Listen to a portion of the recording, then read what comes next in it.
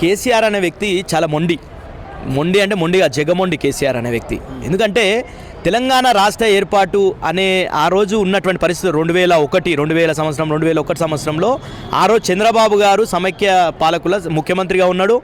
ఆయనకు సంబంధించిన ప్రభుత్వం జాతీయ స్థాయిలో నడుస్తుంది. బలమైనటువంటి నాయకత్వం ఉంది వాళ్ళకు. సమైక్య వాళ్ళ చేతిలోనే మీడియా కావచ్చు, ఇండస్ట్రీలు కావచ్చు, అన్ని రకాలుగా రాజకీయాలను మొత్తం కూడా శాసిస్తున్నటువంటి రోజులు.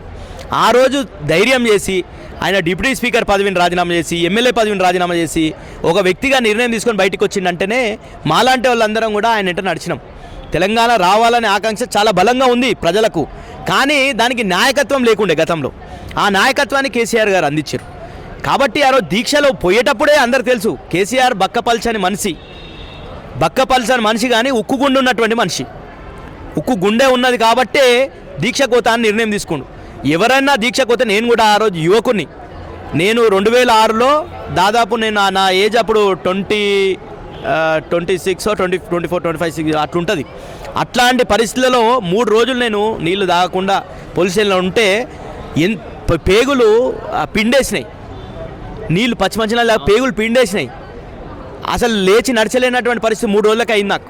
కానీ కేసీఆర్ అనే వ్యక్తి 100% కేసీఆర్ తెలంగాణ రావాలని, చనిపోతాడని ఆయనకు అన్నీ అప్పటికే చాలా ఇబ్బందులు ఉన్నాయి ఆరోగ్యపరంగా. ఆయన పర్సనాలిటీ కూడా చాలా వీక్ పర్సనాలిటీ. కానీ ఆయన సంకల్పం దృఢమైనటువంటి సంకల్పం కాబట్టి అన్ని రోజులు దీక్షలు కొనసాగిండు. నాయన నరసింహారెడ్డి గారు ఈరోజు లేడు, మన మధ్య లేడు. కానీ నాయన నరసింహారెడ్డి గారు ఆ రోజు నిమ్స్ హాస్పిటల్లో కేసీఆర్ గారిని చూసి బయటికి వచ్చి చూస్తే ఆయన ఏడ్చిండు. ఆ ఏడుపు ఇంకా గుర్తుకుంది నాకు. ఆయన ఏడిస్తే మేమందరం కన్నీళ్ళు తెచ్చుకున్నాం. టీవీలో మమ్మల్ని చూసి కన్నీళ్ళు తెచ్చుకొని ఇంకెక్కువ పోరాటం చేయాలని ఇంకా పోరాటం చేసినాం రోడ్ల మీదకి వచ్చి. కేసీఆర్ గారు మాత్రం వెనుక తగ్గలే. అందరు అడిగిర్రు, ఆ రోజు ఉన్నటువంటి మంత్రులు అందరు పోయి కూడా అడిగిర్రు మీరు దీక్ష విరమించండి అని. కానీ వినలే. తెలంగాణ రాష్ట్ర ఏర్పాటుకు మీరు ఒప్పుకుంటేనే నేను దీక్ష విరమిస్తాను. అట్లాంటి ఉక్కు గుండె ఉన్నటువంటి, ఉక్కు సంకల్పం ఉన్నటువంటి వ్యక్తి కేసీఆర్ గారు. కాబట్టే కేసీఆర్ అనే వ్యక్తి మలమల పుట్టరు. చరిత్రలో కేసీఆర్ లాంటి వ్యక్తులు మలమల పుట్టరు. సూటిగా ఒక ప్రశ్న అన్న, ఉద్యమ నేపథ్యం నుంచి మీరు కేసీఆర్ తోటి కేటీఆర్ తోటి హరీష్ రావు తోటి ఉన్నారు. వారికి మీకు మధ్యలో సన్నిహితం ఎలా ఉంటుంది, సత్సంబంధం ఎలా ఉంటుంది అంటే ఏం చెప్తారు? ఫోటో చూపిస్తా, మంచిగా జూమ్ చేస్తాం మేము. ఆ రోజు కేసీఆర్ గారు దీక్ష పోతుండంటే మేము ఇదే తెలంగాణ భవన్లో హరీష్ రావు గారు మాకు ఆ రోజు మీటింగ్ పెట్టి స్టేట్ టీఆర్ఎస్వి అంటే తెలంగాణ రాష్ట్ర సమితి విద్యార్థి విభాగంది స్టేట్ కమిటీ మీటింగ్ పెడితే ఆ రోజు నేను విద్యార్థి అధ్యక్షునిగా, నేను రాష్ట్ర అధ్యక్షునిగా ఎర్రోల శ్రీనివాస్ గారు, హరీష్ రావు గారు ఆ రోజు మాకంతా కూడా దిశానిర్దేశం చేసి ఏ విధంగా ఉద్యమంలో పోవాలి, ఎట్లయితే విద్యార్థులను సిద్ధం చేయాలని చెప్పేసి మాకు కమిటీలు వేసి అందరం కూడా మేము ఆ రోజు పోరాటంలో దుంకి ప్రతి కాలేజ్లో, రంగారెడ్డి జిల్లాలో ఉన్నటువంటి ప్రతి కాలేజ్లో నేనంతా కూడా తిరిగి రాత్రనక పగలనక కేసీఆర్ దీక్షకు సంసిద్ధం చేసి పెద్ద పెద్ద సభలు పెట్టి మేము ప్రజలంతా కూడా సిద్ధం చేసి కేసీఆర్ నాయకత్వంలో ఉద్యమం కొనసాగింది. దాంట్లో భాగంగా అప్పుడే 69లోనే దగ్గర 400 మందిని చంపుకున్నారు కాంగ్రెస్ పార్టీ వాళ్ళే. అప్పటి నుంచి మొదలు పెడితే ఇప్పటివరకు కంటిన్యూ. మొన్న ఈశ్వరాచారి చనిపోయినంత వరకు మొత్తం 1500 మంది వరకు బలిదానాలే కాకుండా ఇప్పుడు రైతులను కూడా ఆత్మహత్యలు చేసుకునేటట్టు చేసింది కాంగ్రెస్ పార్టీయే. ఆటో కార్మికులు చావడానికి కూడా కాంగ్రెస్ పార్టీయే. మంచిగున్న తెలంగాణని ఈ విధంగా మొత్తం నాశనం చేసింది కూడా కాంగ్రెస్ పార్టీయే. ఇంకొక విషయం ఏంటంటే 2001లో తెలంగాణ పార్టీ టీఆర్ఎస్ పార్టీ అని చెప్పేసి మన కేసీఆర్ సార్ గారు నిర్మించడం జరిగింది. అప్పటి నుంచి అందరం ఉద్యమంలో పాల్గొని అందరూ అనేక మందిని ఏకం చేసి రథసారథిగా వారి ఉండి వారి అడుగుజాడలో మేము అలాంటి వాళ్ళం అందరం నడిచి తెలంగాణ రాష్ట్రాన్ని సాధించుకోవడం జరిగిందన్న.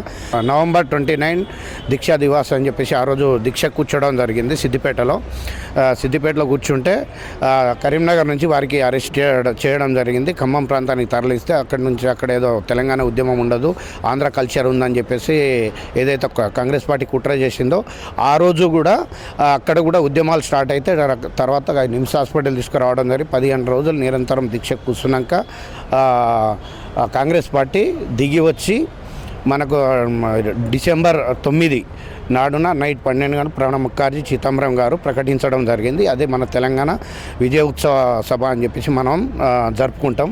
రైట్ అన్న, ఇక్కడ ప్రధానంగా చూసినట్లయితే కేసీఆర్ 11 రోజులు ఆమరణ నిరాహార దీక్ష చేశాడు. ఎంతోమంది తన ఆరోగ్యం క్షీణిస్తుంది అని చెప్పినా కూడా విననటువంటి కేసీఆర్ ఎందుకంత మొండి పట్టుదల, ఎందుకు అలా ప్రాణాలు సైతం లెక్క చేయకుండా దీక్ష చేయవలసి వచ్చిందంటే ఏం చెప్తారు? అంటే వారు ఆల్రెడీ స్పీకర్గా కానీ మంత్రిగా కానీ పనిచేశారు. టీడీపీ హయాంలో పనిచేసినప్పుడు ఇక్కడ తెలంగాణకు చాలా అన్యాయం జరుగుతుంది. విద్యాపరంగా కానీ, వ్యవసాయ రంగాల్లో కానీ, నీటి పరంగా కానీ, నీళ్లు నిధులు నియామకాల కోసమే.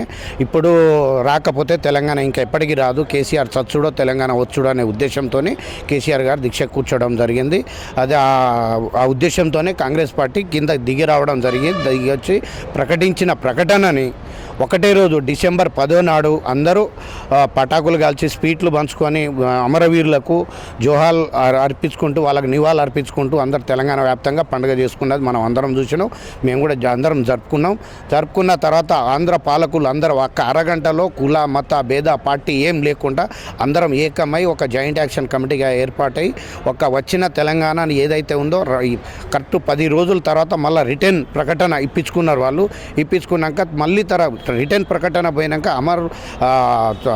మన తెలంగాణ వాదులు ఇక వచ్చిన తెలంగాణ రిటర్న్ వచ్చినట్టు వచ్చింది వెళ్ళిపోయిందని చెప్పేసి చాలామందికి చావుకు లాఠీ చార్జీలతో అన్ని విధాలుగా చంపుకునేది కాంగ్రెస్ పార్టీ.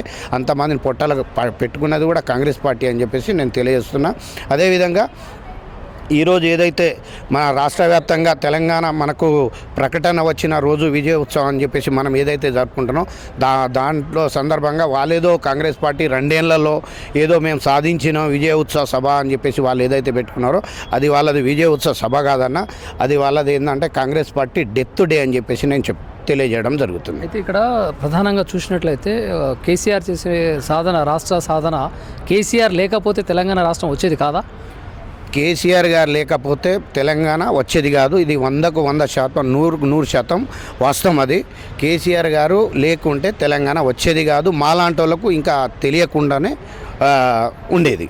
అంటే ఇక్కడ ప్రధానంగా మీరు ఉద్యమకారులుగా ఉన్నారు, ఉద్యమ పోరాటాల్లో మీరు పాల్పంచుకున్నారు.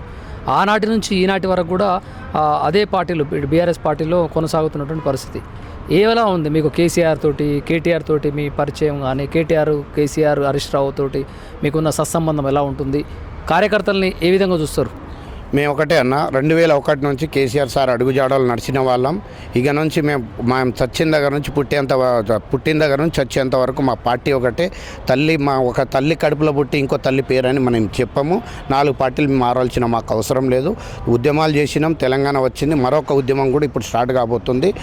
ఇంకో ఉద్యమం ఏ విధంగా స్టార్ట్ కాకపోతుందంటే ఇక్కడ ట్రేడ్ యూనియన్ అని చెప్పేసి గతంలో 1926లోనే మన ట్రేడ్ యూనియన్ ఉండేది, బ్రిటిష్ హయాంలోనే. ఆ ట్రేడ్ యూనియన్ అప్పుడు 1926, 36, 48, 76, 56, 88 నుంచి 86 నుంచి అట్లా ఉంటుంటూ వచ్చింది. అది దాని స్వతంత్రం రాకముందు కానీ తర్వాత కానీ మొన్న తెలంగాణ వచ్చినాక కూడా మన కేసీఆర్ గారు 10 ఏళ్ల పాటు వాళ్ళు ఏదైతే నరేంద్ర మోడీ సెంట్రల్ గవర్నమెంట్ ఏదైతే చట్టం చేసిందో లేబర్ చట్టం 29 లేబర్ చట్టాలని 4 లేబర్ కోడ్గా అని చెప్పేసి ఏదైతే తీసుకొచ్చారో యజమాన్యానికిను మన కార్మికులకు ఎటువంటి సంబంధం లేని చట్టం తీసుకొచ్చింది. దాని మీద కూడా ఇప్పుడు మొన్న ఆల్రెడీ మన కేటీఆర్ గారి సమక్షంలో అందరం ట్రేడ్ యూనియన్స్ కానీ, కార్మిక సంఘాలు కానీ, స్టేట్ యూనియన్లు కానీ అందరం మీటింగ్లో పాల్గొనడం జరిగింది.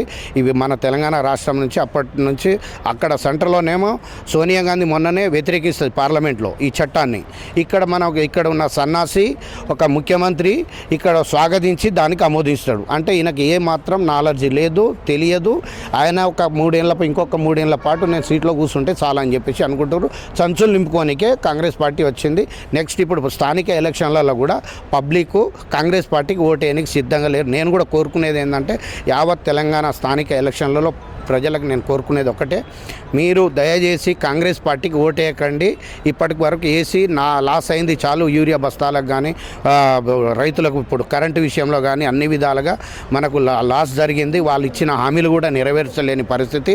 వాళ్ళు ఇవాళ ఏదో విజయోత్సవ సభ అని చెప్పేసి పెట్టుకుంటారు. 2 ఏళ్ళు కంప్లీట్ అయిపోయిందని.